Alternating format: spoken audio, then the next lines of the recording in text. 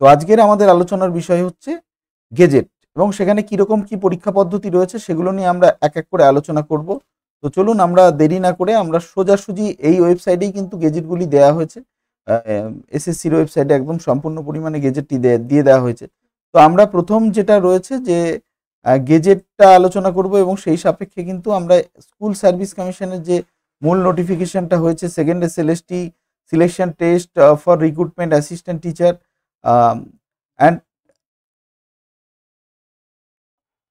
assistant teachers class 11-12 higher secondary 25 and 9-10 in government aided sponsored school।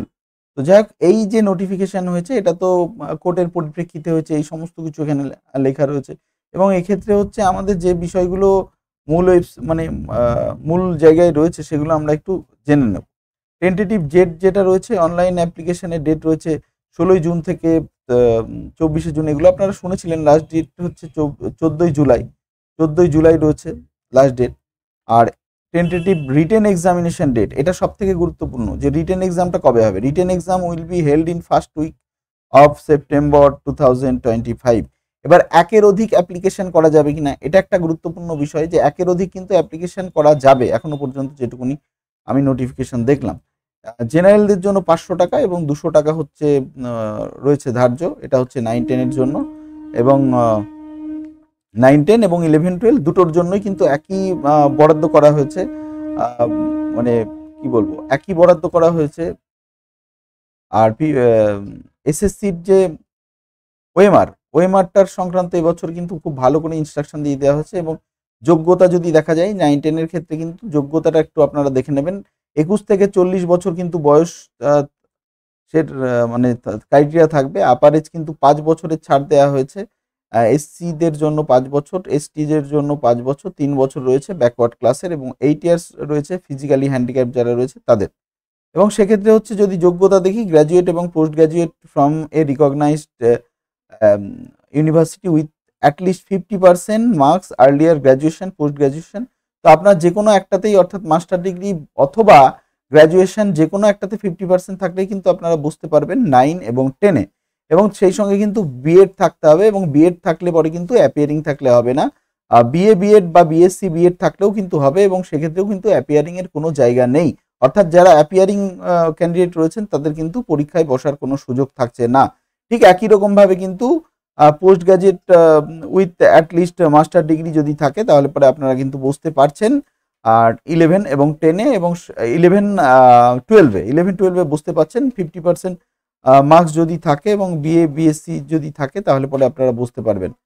তো যাই হোক, যে এক কথায় অ্যাপিয়ারিং যারা রয়েছেন তাদের কিন্তু কোনো সুযোগ থাকছে না। এই ভিডিওতে আমরা আপার প্রাইমারিটাও আলোচনা করে দেবো। Upper primary medium of instruction আপনারা জানেন বিভিন্ন ভাষায় পরীক্ষা দিতে পারবেন, বেঙ্গলি, ইংলিশ, হিন্দি, নেপালি, ওড়িয়া, সাঁওতালি, তেলেগু এবং উর্দু, এই কতগুলি ভাষায় কিন্তু আপনারা পরীক্ষা দিতে পারবেন। তবে যে ভাষায় আপনি পরীক্ষা দেবেন সেই ভাষায় কিন্তু আপনার হায়ার সেকেন্ডারিতে বিষয়টি থাকতে হবে। ঠিক আছে, বিষয়টি থাকতে হবে। তো হায়ার সেকেন্ডারিতে যদি থাকে তাহলে পরে কিন্তু আপনারা পরীক্ষা দিতে পারবেন। এবং ইম্পর্টেন্স নোট যে হিসাবে যেগুলো বলা হয়েছে যে ক্যান্ডিডেটস তার ফাদার্স অ্যান্ড মাদার্স নেম যেগুলো লিখবে সেগুলো কিন্তু যে বোর্ড এক্সামিনেশনে যা রয়েছে সেগুলোই কিন্তু থাকবে। এবং যদি কোনো candidates not কমপ্লাইং the instruction and rules 2025 shall be rejected. অর্থাৎ এটা তো বাস্তব যে আপনার যদি ক্যান্ডিডেটস না থাকে তাহলে পরে আপনার মানে ক্যান্সেল হয়ে যাবে। এবার আমরা গেজেটটাই চলে যাব। ঠিক আছে, এবার আমরা গেজেটটাই চলে যাই। গেজেটের মূল বিষয়গুলো যেগুলো রয়েছে সেগুলোই আমরা আলোচনা করব, ভিডিওটাকে দীর্ঘায়িত করব না। Government of West Bengal school education department secondary branch Bikash Bhavan, এটা 29 তারিখ কালকেই অলরেডি পাবলিশড হয়ে গেছিল রাতে। তো যাই হোক, অত রাতে তো আর মানে ভিডিও করা সম্ভব নয়, তো সেই কারণে আমি দিনের বেলায় করলাম। তো এই যে গেজেটটা, এই গেজেটটা মূলত কোন কোন নিয়োগ প্রক্রিয়াকে মানে আইডেন্টিফাই করছে সেটা আমরা একটু দেখে নিই। যে দেখুন এখানে রয়েছে selection process upper primary level of class. ঠিক আছে, work education and physical education, work education and physical education বাদে এটা আপার প্রাইমারি যে রয়েছে সেটা, এবং সেই সঙ্গে সঙ্গে ক্লাস 9, 10 এবং 11, 12 2025 যে নোটিফিকেশনটা নিয়ে মানে যে গেজেটটা নিয়ে আমরা আলোচনা করছি সেটা হচ্ছে আপার প্রাইমারি, এবং সেই সঙ্গে সঙ্গে ফিজিক্যাল এডুকেশন আর ওয়ার্ক এডুকেশন বাদে আপার প্রাইমারি হচ্ছে আর কি, এটা 9, 10 এবং 11, 12 এই বিষয় নিয়ে এখানে এই গেজেটটার কথা বলা হয়েছে। ঠিক আছে, তো যাই হোক, এই গেজেটের যে মূল গুরুত্বপূর্ণ বিষয়গুলো রয়েছে সেগুলো আমরা একটু দেখে নেব। যে name of the post assistant teacher, এবং আর সেখানে হচ্ছে স্কেল অফ পে হচ্ছে আপনার স্টেট গভর্নমেন্ট নর্মস অনুযায়ী হবে। Qualification shall be such prescribed as schedule below 1। Age limit হচ্ছে 21 to 40 হবে। 1 জানুয়ারি অফ দ্য অ্যাডভার্টাইজমেন্ট, অর্থাৎ এই বছরে যদি নোটিফিকেশন বেরিয়েছে এবছরের 1 জানুয়ারি হিসাবে বয়সটা কাউন্ট করা হবে। এবং সেই ক্ষেত্রে হচ্ছে এজ লিমিটেশন কিন্তু ছাড় দেওয়া হচ্ছে, আপনারা সকলেই জানেন এজ লিমিটেশন কি করে ছাড় দেওয়া মানে হয়, 3 বছর, 5 বছর, এবং ফিজিক্যালি হ্যান্ডিক্যাপদের এবছরে 8 বছর ছাড় দেওয়া হচ্ছে। এবং কোর্টের যে অর্ডার রয়েছে সেই কোর্টের অর্ডারে কিন্তু বয়সের ছাড় দেওয়া হবে, যারা চাকরি করছেন তাদের বয়সের ছাড় দেওয়া হচ্ছে। ডিসকোয়ালিফিকেশন, যে no person shall be eligible for selection appointment unless he is a citizen of India. অর্থাৎ বলে রাখি যে পশ্চিমবঙ্গে আমাকে এর আগের দিন লাইভে অনেকে জিজ্ঞেস করেছিলেন যে আমরা বাইরের থেকে পরীক্ষা দিতে পারবো কিনা। যারা ত্রিপুরা রয়েছে তারাও কিন্তু পরীক্ষা দিতে পারবেন, যারা ত্রিপুরা রয়েছেন, আসাম রয়েছেন, বাংলা ভাষাভাষীর কোনো লোক রয়েছেন তারা কিন্তু পরীক্ষা দিতে পারবেন, অর্থাৎ ভারতীয় নাগরিক হলেই কিন্তু পরীক্ষা দিতে পারবেন। আর তো এই ক্ষেত্রে কিন্তু বাসিন্দা শর্ত থাকছে না, বাসিন্দা শর্ত কিন্তু থাকছে না, একেবারেই বাসিন্দা শর্ত থাকছে না। আর আপার প্রাইমারি এক্সামের কিন্তু দুটো এক্সাম হবে। আমি আরও একবার বলে রাখছি, গেজেটটা আমি আলোচনা করছি, গেজেটের সঙ্গে একদম পূর্ণাঙ্গ এক পরপর যে গুরুত্বপূর্ণ বিষয়গুলো রয়েছে সেগুলো আমি এক এক করে আলোচনা করে নিচ্ছি। তো চলুন আমরা পরবর্তী যে দেখে নিই, যে এখানে এজ রিল্যাক্সেশন হয়ে গেল, ঠিক আছে, এবং সেই সঙ্গে সঙ্গে যেগুলো খুবই গুরুত্বপূর্ণ সেগুলো নিয়ে আমি আলোচনা করছি, পূর্ণাঙ্গ বিষয় নিয়ে আমি আলোচনা করছি না। আর রিজিওনাল কমিশনগুলোরও কিন্তু এক্ষেত্রে ভূমিকা থাকছে, সেটা উল্লেখ করে দেওয়া হয়েছে। আর ভ্যাকান্সির তো যেটা রয়েছে সেটা রয়েছে আচ্ছা, অ্যাপ্লিকেশনটা কিন্তু টোটালি কিন্তু হবে হচ্ছে অনলাইনে হবে, ঠিক আছে। ফর্ম অফ অ্যাপ্লিকেশন, যে form of application for appointment shall be such as may be determined by the central commission time to time the mode of submission, মানে এক কথায় পরবর্তীতে জানিয়ে দেবে, এবং সেটা কিন্তু অনলাইনেই হবে। আচ্ছা, অ্যাপ্লিকেশন সাবমিশন আমাদের জানালাম না এখনো পর্যন্ত, এবং সেই সঙ্গে সঙ্গে আচ্ছা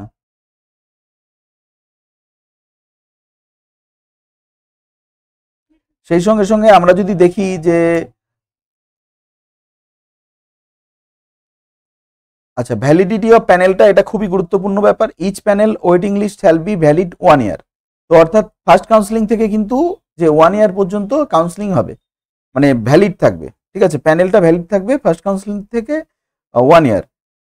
আর রিকমেন্ডেশন লেটারের বিষয়গুলো নিয়ে আমরা পরবর্তীতে আলোচনা করব। আমরা পরীক্ষাগুলো নিয়ে আলোচনা করি, এবং সেক্ষেত্রে প্রিজার্ভেশন অফ ওএমআর কিন্তু 2 বছর হার্ড কপি সংরক্ষণ করা হবে, এবং 10 বছর কিন্তু স্ক্যান কপি, 10 বছর কিন্তু স্ক্যান কপি সংরক্ষণ করা হবে। 2 বছর হার্ড কপি এবং 10 বছর কিন্তু স্ক্যান কপি মানে রাখা হবে, ঠিক আছে। এবার দেখুন, যোগ্যতাটা তো আমি অলরেডি আগে বলে দিয়েছি যে অ্যাপিয়ারিংদের কোনো কিন্তু জায়গা থাকছে না। যে আপনার 9-10 এর ক্ষেত্রে কিন্তু মানে 9-10 এর ক্ষেত্রে পোস্ট গ্র্যাজুয়েট অথবা গ্র্যাজুয়েট 50% উইথ বিএড থাকতে হবে। 4 বছরের যদি বিএ, বিএসসি, বিএড করে তাহলেও সে বসতে পারছে, আর সেক্ষেত্রে অ্যাপিয়ারিং এর কোনো জায়গা থাকছে না। 11-12 এর ক্ষেত্রে কিন্তু পোস্ট গ্র্যাজুয়েট থাকতে হবে, এবং সেই সঙ্গে সঙ্গে বিএড থাকতে হবে, 50% তো অবশ্যই থাকতে হবে। এবং আপার প্রাইমারির ক্ষেত্রে যদি দেখা যায়, যে আপার প্রাইমারির ক্ষেত্রে দেখুন যে ভারতীয় নাগরিক হতে হবে আপার প্রাইমারির ক্ষেত্রে, যে on or before the last of receiving online application he must process minimum qualification as prescribe by the assistant teacher upper primary level. তো ওই আপার প্রাইমারি পরীক্ষা দেওয়ার ক্ষেত্রে কিন্তু এনসিটির যে রুলস আছে সেটাই কিন্তু থাকতে হবে, অর্থাৎ এনসিটি রুলসে কিন্তু অ্যাপিয়ারিংরা বসতে পারে। তো অর্থাৎ পরীক্ষা যখন দেবে তখন কিন্তু বসতে পারবে, কিন্তু যখন রিক্রুটমেন্ট প্রসেস হবে তখন কিন্তু অ্যাপিয়ারিংদের কোনো স্থান থাকবে না। Pass of teacher eligibility test কিন্তু পাস করতে হবে, টেটটা পাস করতে হবে, এবং সেক্ষেত্রে হচ্ছে পরীক্ষার যে বিষয়াদি রয়েছে সেগুলো একটু আমরা জেনে নেব। যে এইটা হচ্ছে 9-10 এর ক্ষেত্রে কি হচ্ছে, 60 নাম্বারের লিখিত পরীক্ষা হচ্ছে, 10 নম্বর এডুকেশনাল কোয়ালিফিকেশন, অর্থাৎ আপনার হাইয়েস্ট কোয়ালিফিকেশন যা দেবেন সেটা থাকছে। তাহলে 60 আর 10 70 হলো। এবং পায়ার টিচিং হচ্ছে 10 মার্কস, ঠিক আছে, পায়ার টিচিং 10 মার্কস, অর্থাৎ হলো আপনার 80 হলো। এবং ওরাল হচ্ছে মানে ইন্টারভিউ হচ্ছে আপনার ওরাল ইন্টারভিউ হচ্ছে 10 মার্কস। এবং ডেমনস্ট্রেশন, ডেমোটা কিন্তু খুব গুরুত্বপূর্ণ, কারণ ডেমোর উপরে কিন্তু খুবই গুরুত্বপূর্ণ মানে গুরুত্ব দেওয়া হচ্ছে, সেটা হচ্ছে 10 মার্কস।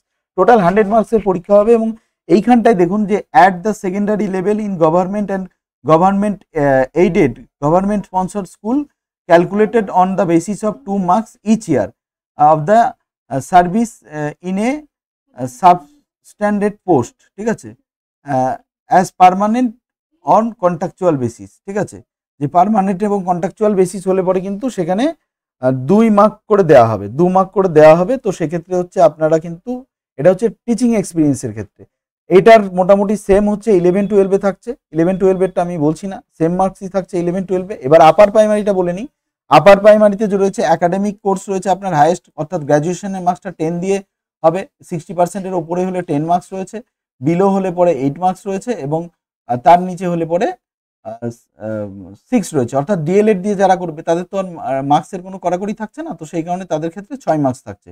টেট ওয়েটেজ থাকছে হচ্ছে আপনার আপার প্রাইমারি টেটে হচ্ছে 40 মার্কস, রিটেন এক্সাম 25 মার্কস রয়েছে, আর ওরাল ইন্টারভিউ হচ্ছে 25, আচ্ছা ওরাল ইন্টারভিউ হচ্ছে আপনার 15 মার্কস রয়েছে, ঠিক আছে।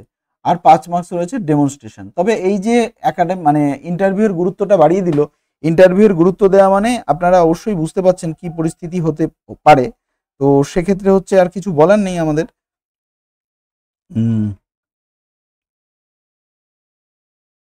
তো এরপরে যেটা আমাদের গুরুত্বপূর্ণ বিষয় রয়েছে, যে আমরা জেনে নিলাম যে পরীক্ষা, যে এখানে কিন্তু রিটেন এক্সাম, যে আপার প্রাইমারিতে রিটেন এক্সাম কিন্তু 25 মার্কসের হতে চলেছে, ঠিক আছে, 25 মার্কসের হতে চলেছে আপার প্রাইমারির যে এক্সাম সেটি।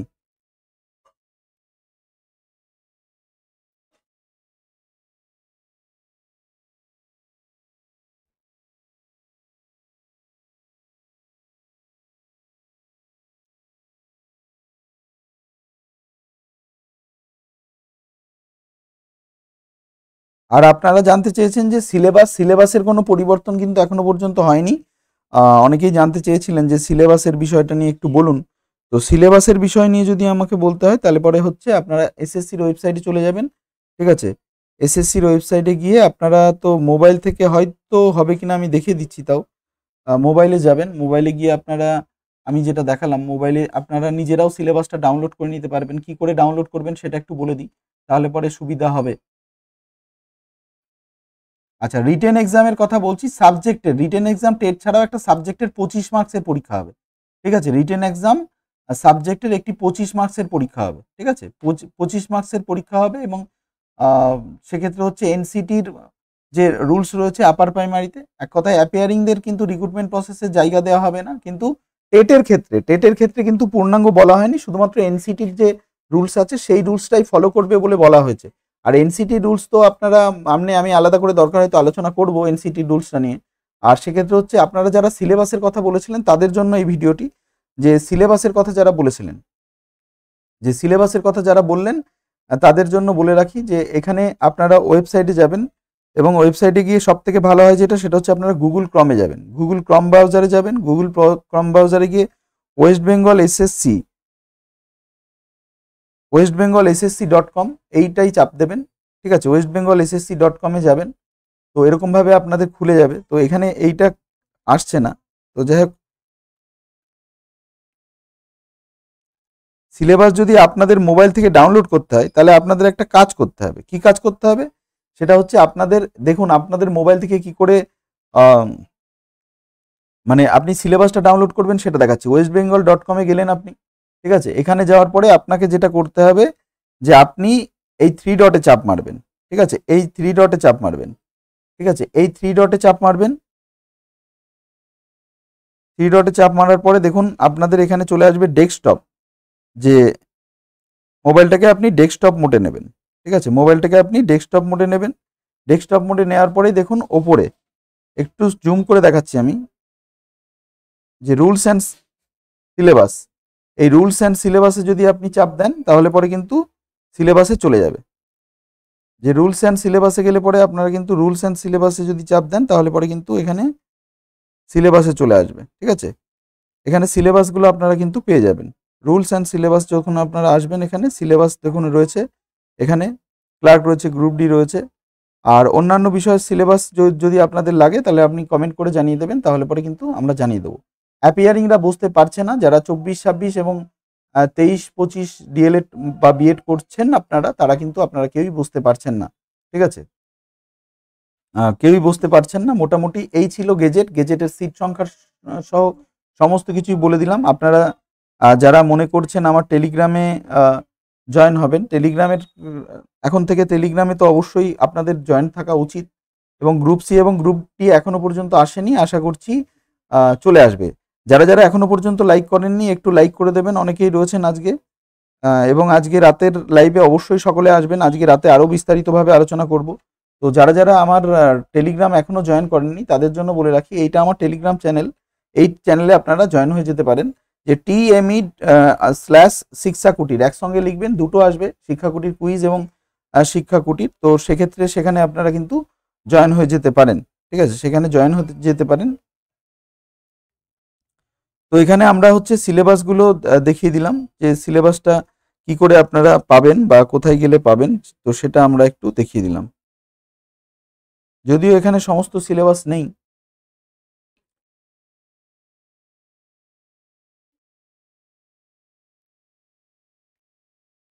আমি সিলেবাসগুলো সব দিয়ে দেবো। ওয়েস্ট বেঙ্গল এসএসসি সিলেবাস বলে সার্চ করবেন, এসএসসি সিলেবাস বলে সার্চ করলেই মোটামুটি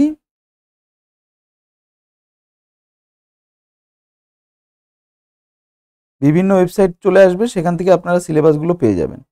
তো নাম্বারের কিন্তু পরিবর্তন হচ্ছে, প্রায়র টিচিং থেকে শুরু করে সমস্ত কিছু, ঠিক আছে।